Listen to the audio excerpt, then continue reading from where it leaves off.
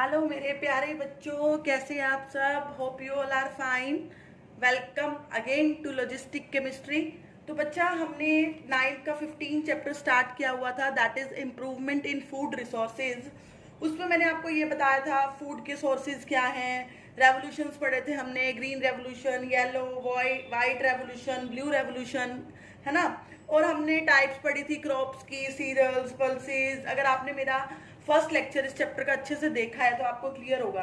ठीक है, फिर हमने सीजन्स पढ़े कि किस सीजन्स में वो जो क्रॉप्स हैं उगाई जाती हैं। ठीक है, फिर हमने सबसे फर्स्ट टॉपिक पढ़ा था, मेन टॉपिक जो था कि क्रॉप की ईल्ड में इम्प्रूवमेंट करनी है तो हम क्या क्या कर सकते हैं। तो उसमें मैंने आपको 4 पॉइंट बताए थे कि सबसे पहले उसकी वेराइटी इंप्रूव करनी है, फिर प्रोडक्शन इंप्रूव करनी है, फिर उसको कैसे हम प्रोटेक्ट कर सकते हैं, उसके मेथड्स में इंप्रूवमेंट करनी है।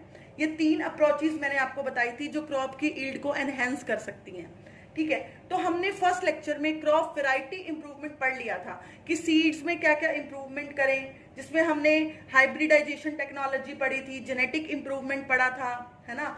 और फिर हमने पढ़ा कि अगर सीड्स इंप्रूव होंगे तो हमें क्या फायदा होगा उसका, है ना, हाई ईल्ड मिलेगी।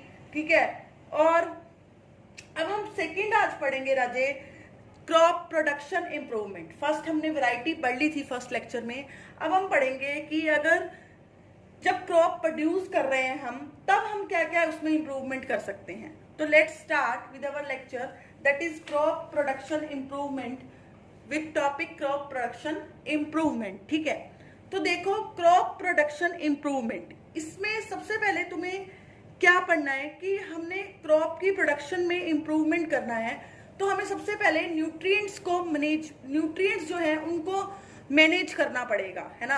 अब देखो, अदर ऑर्गेनिजम्स की तरह प्लांट्स को भी क्या चाहिए होते हैं, कुछ एलिमेंट्स चाहिए होते हैं ग्रो करने के लिए, कुछ न्यूट्रिएंट्स चाहिए होते हैं ग्रो करने के लिए, है ना।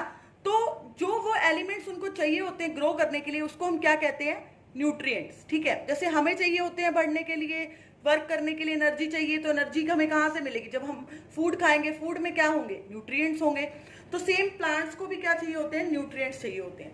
तो 2 तरह के न्यूट्रिएंट्स होते हैं राजे, फर्स्ट होता है मैक्रो न्यूट्रिएंट, सेकंड होता है माइक्रो न्यूट्रिएंट। मैक्रो न्यूट्रिएंट ऐसे न्यूट्रिएंट होते हैं जो प्लांट को लार्ज अमाउंट में चाहिए होते हैं। ठीक है, जो उसको ग्रो करने में ज्यादा अमाउंट में चाहिए होते हैं, like nitrogen, phosphorus, calcium etcetera. ठीक है, और दूसरे होते हैं माइक्रो न्यूट्रिएंट्स। माइक्रो न्यूट्रिएंट्स जो उसे स्मॉल क्वांटिटी में चाहिए होते हैं, जैसे iron, manganese, zinc, copper, chlorine etcetera. ठीक है, अब देखो ये न्यूट्रिएंट्स के सोर्सेज क्या हैं। ये न्यूट्रिएंट जो मैक्रो और माइक्रो कहाँ से मिलेंगे उसे, है ना। तो देखो मैक्रो और माइक्रो न्यूट्रिएंट्स को कहाँ से मिलेंगे प्लांट को, सॉइल में से मिलेंगे, ऑफ कोर्स मिट्टी से मिलेंगे, और बाकी उसको जो ऑक्सीजन चाहिए वो एयर से मिल जाएगी, है ना। हाइड्रोजन ऑक्सीजन पानी से भी मिल सकती है। तो मैं आपको इन शॉर्ट बताना चाह रही हूँ कि 2 तरह के न्यूट्रिएंट्स प्लांट को चाहिए होते हैं, that is macro and micro.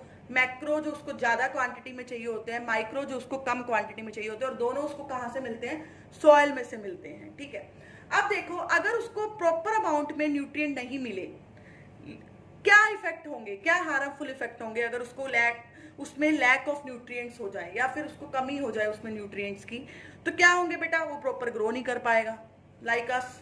ठीक है, उसको उसमें प्रॉपर फ्रूट नहीं लग पाएंगे, है ना। और लो रेजिस्टेंस टू डिसीज हो जाएगा वो, मतलब उसको डिसीजेस ज्यादा होंगी। रेजिस्टेंस का मतलब होता है रोकना, उसमें डिसीजेस को रोकने की जो क्षमता होगी, जो पावर होगी, वो कम हो जाएगी। ठीक है, तो लो रेजिस्टेंस हो जाएगा टू डिसीजेस। इतनी चीज समझ आई।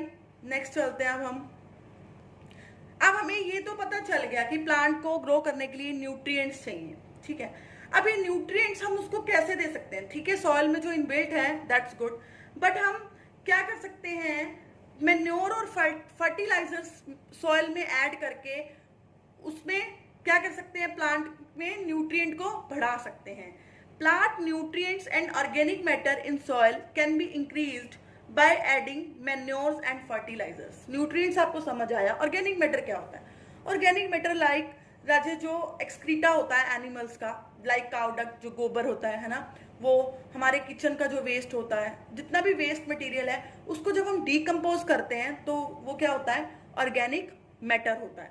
ठीक है, तो ऑर्गेनिक मैटर को और न्यूट्रिएंट्स को हम सॉइल में कैसे बढ़ा सकते हैं? By adding manure and fertilizers. तो हम 1 बाय 1 ये पढ़ते हैं, मैन्योर क्या है, सेकंड हम पढ़ेंगे फर्टिलाइजर्स क्या है। हम पढ़ क्या रहे हैं बच्चा कि क्रॉप की प्रोडक्शन को हम कैसे बढ़ाएंगे। क्रॉप की प्रोडक्शन कब बढ़ेगी? जब उसको प्रॉपर अमाउंट में न्यूट्रिएंट्स मिलेंगे। न्यूट्रिएंट्स को हम कैसे बढ़ाएं? मैन्योर और फर्टिलाइजर्स की हेल्प से, ठीक है। तो मैन्योर क्या है राजे? मैन्योर है decomposition of animal excreta and plant waste. तो जो मैन्योर है जिसको हम हिंदी में खाद बोलते हैं, वो क्या है? जो एनिमल एक्सक्रीटा होती है, खासकर काउ डंग, और जो हमारा प्लांट का वेस्ट होता है उसको हम डीकम्पोज करते हैं, उससे जो चीज बनती है उसको हम क्या कहते हैं? मैन्योर। मैन्योर में भी 3 तरह की होती है, एक होती है compost, vermi compost, green manure. Mainly contain organic matter and some small amount of nutrient. Manure में मेनली ऑर्गेनिक मैटर ही होता है, न्यूट्रिएंट्स बहुत कम अमाउंट में होते हैं। इसको हम 3 कैटेगरी में डिवाइड करते हैं, compost, vermi compost and green manure. तो अब इसको हम 1 बाय 1 पढ़ते हैं। देखो राजे, फर्स्ट है कंपोस्ट। कंपोस्ट क्या होती है? जो normally animal excreta etcetera, kitchen waste, plant remain are pit for long time, they decompose slowly to form compost. This process is called composting. इस क्या है? देखो, जो काऊ का गोबर है, जो काऊ एनिमल एक्सक्रीटा है, हमारे किचन का वेस्ट है, या जो प्लांट का वेस्ट है, उसको हम क्या करते हैं? एक बहुत बड़े सारे गड्ढे में खोद देते हैं, एक गड्ढा खोदते हैं सॉरी, और उसके अंदर हम उसको डाल देते हैं और फिर ऊपर से उसके मिट्टी डाल देते हैं। मतलब उसको जो गड्ढा हमने खोदा है, पिट जो हमने खोदा है, उसको क्या करते हैं? बंद कर देते हैं। और थोड़े टाइम के बाद क्या बन जाती है? वो कंपोस्ट बन जाती है, वो डीकम्पोज हो जाता है सारा मैटर, और उसको हम क्या कहते हैं? कंपोस्ट। और उस प्रोसेस को हम क्या कहते हैं? कंपोस्टिंग। आपको एक पिक्चर में दिख रहा होगा कि कंपोस्ट क्या है। मैंने क्या किया, देखो एक पिक्चर में दिख रहा है आपको कि हमने वो डाला है सारा एक्सक्रीटा, प्लांट का वेस्ट, किचन का वेस्ट, है ना, और बाद में उसको हमने जो पिट था उसको बंद कर दिया, और जब ओपन किया हुआ दूसरी पिक्चर में दिख रहा है, उसमें आपको क्या दिख रही है? कंपोस्ट बनी हुई दिख रही है। क्लियर है? सेकंड है वर्मी कंपोस्ट। अब देखो बेटा, जो मैंने ये गड्ढा खोदा, उसमें मैंने वेस्ट वगैरह डाला, है ना, फिर ये डीकम्पोज हुआ, इसको बहुत टाइम लग जाता है। तो इस प्रोसेस को फास्ट करने के लिए मैं क्या करती हूँ? मैं इस डीकम्पोजिशन को फास्ट करने के लिए उस गड्ढे में अर्थवॉर्म्स छोड़ देती हूँ कुछ टाइम के लिए। तो अर्थवॉर्म क्या करते हैं? उस वेस्ट को खा जाते हैं और एक्सक्रीट कर देते हैं उसी गड्ढे में एज अ ऑर्गेनिक मैटर। ठीक है, तो मतलब उस कंपोस्टिंग को जब मैं with the help of earthworms कर रही हूँ, उस प्रोसेस को जब मैं with the help of earthworm fast कर रही हूँ डीकम्पोजिशन को, तो उसको मैं क्या कहूंगी?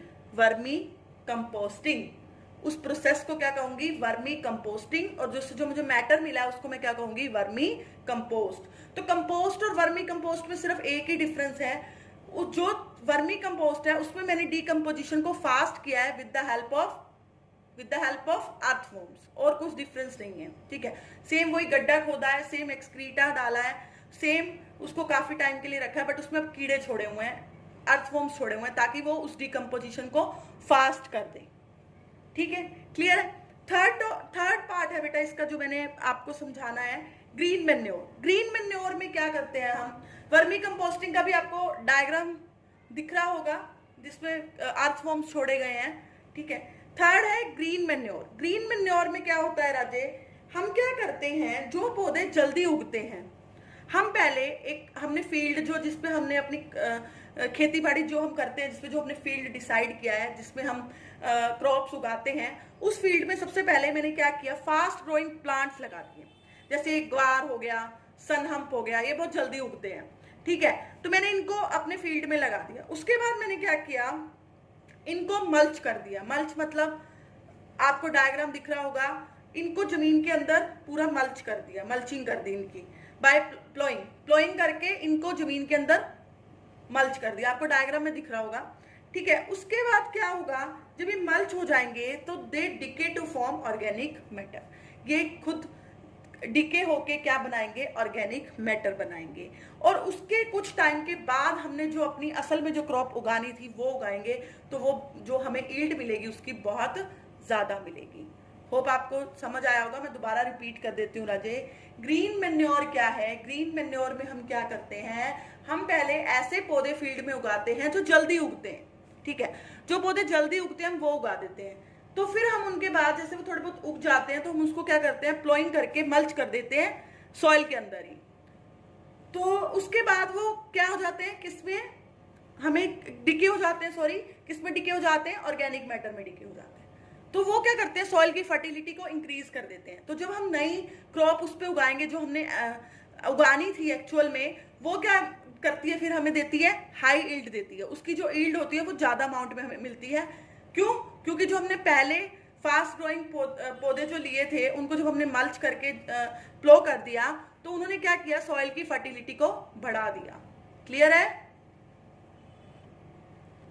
नाउ नेक्स्ट टॉपिक देखो राजे, कि जो मैन्योर है वो कैसे हेल्प करती है। मैन्योर क्या करती है बेटा, it provides loads of organic matter which make soil porous. वो क्या करती है, सॉइल को बहुत सारा ऑर्गेनिक मैटर प्रोवाइड करती है। और दूसरा, सॉइल की फर्टिलिटी को इंक्रीज करती है और थोड़े बहुत अमाउंट में न्यूट्रिएंट्स भी प्रोवाइड करती है सॉइल को। ठीक है, और सबसे बड़ी बात बेटा, ये वेस्ट प्रोडक्ट से बन रही है मैन्योर, तो इससे एनवायरनमेंट भी क्लीन होता है ना। तो अगर आपसे पूछे कोई कि मैन्योर कैसे हेल्प करती है, तो हम क्या कहेंगे, सॉइल की फर्टिलिटी को बढ़ाती है जी, हमें ऑर्गेनिक मैटर देती है जी, और कुछ अमाउंट में हमें न्यूट्रिएंट्स भी देती है जी, और सबसे बड़ी बात कि वेस्ट प्रोडक्ट से बनी है तो एनवायरनमेंट को क्लीन करती है। क्लियर है? अब सेकंड है लगे फर्टिलाइजर्स। फर्टिलाइजर्स क्या है? फर्टिलाइजर्स केमिकल्स होते हैं जो हम इंडस्ट्री में तैयार करते हैं, फैक्ट्रीज में तैयार करते हैं, जिनमें हाई अमाउंट में न्यूट्रिएंट्स होते हैं, लाइक फॉस्फोरस, नाइट्रोजन, जो एक प्लांट को ग्रो करने के लिए चाहिए होते हैं। ठीक है, तो ये लार्ज अमाउंट में न्यूट्रिएंट्स देते हैं प्लांट को, तो मतलब उसकी जो ग्रोथ होगी वो ज्यादा होगी और जल्दी होगी। क्लियर है? बट केमिकल्स हैं, ये ध्यान रखना। अब देखो राजे, ठीक है, हमने कह दिया कि फर्टिलाइजर्स जो होते हैं वो ज्यादा अमाउंट में न्यूट्रिएंट्स प्रोवाइड करते हैं प्लांट को, बट इसके डिसएडवांटेज बहुत है। कैसे? एक तो ये केमिकल है, तो जो मान लो सॉइल के अंदर जो कीड़े वगैरह बेचारे हैं उनको नुकसान पहुंचाएंगे ये, है ना। और दूसरा, ये ऑर्गेनिक मैटर प्रोवाइड नहीं करेंगे सॉइल प्लांट को। तीसरा, अगर हम इसको एक्सेसिवली यूज करते हैं, बहुत ज्यादा अमाउंट में यूज करते हैं, तो सॉइल की फर्टिलिटी को भी डिक्रीज कर देते हैं। ठीक है, जो और कॉस्टली बहुत होते हैं। ठीक है, और अगर मान लो हमने इरिगेशन ज्यादा कर दिया, मतलब अगर हमने क्रॉप को पानी ज्यादा दे दिया और ऊपर से हम फर्टिलाइजर्स यूज कर रहे हैं, तो फर्टिलाइजर्स क्या होंगे, क्रॉप जो पानी हम दे रहे हैं उसके साथ बह जाएंगे और फिर क्या करेंगे, रिवर्स में मिल जाएंगे, तो वाटर पॉल्यूशन भी करेंगे। तो ये डिसएडवांटेज है फर्टिलाइजर्स के। कि एडवांटेज तो क्या है कि न्यूट्रिएंट्स प्रोवाइड करते हैं, है ना, और जो प्लांट है वो जल्दी ग्रो करता है। बट डिसएडवांटेज क्या है, कॉस्टली है, केमिकल्स हैं। ठीक है, और जो सॉइल के अंदर माइक्रो ऑर्गेनिजम्स बेचारे होते हैं उनको खत्म कर सकते हैं, और एक्सेसिव यूज करेंगे हम तो सॉइल की फर्टिलिटी को डैमेज कर देंगे। अगर हमने इरिगेशन ज्यादा कर दिया, पानी ज्यादा दे दिया क्रॉप को, तो क्या करेंगे, ये उस पानी के साथ बह जाएंगे, रिवर्स में चले जाएंगे, और फिर क्या करेंगे, वाटर पॉल्यूशन क्रिएट करेंगे, है ना। तो क्लियर है ना? तो फर्टिलाइजर्स की ये डिसएडवांटेज हैं।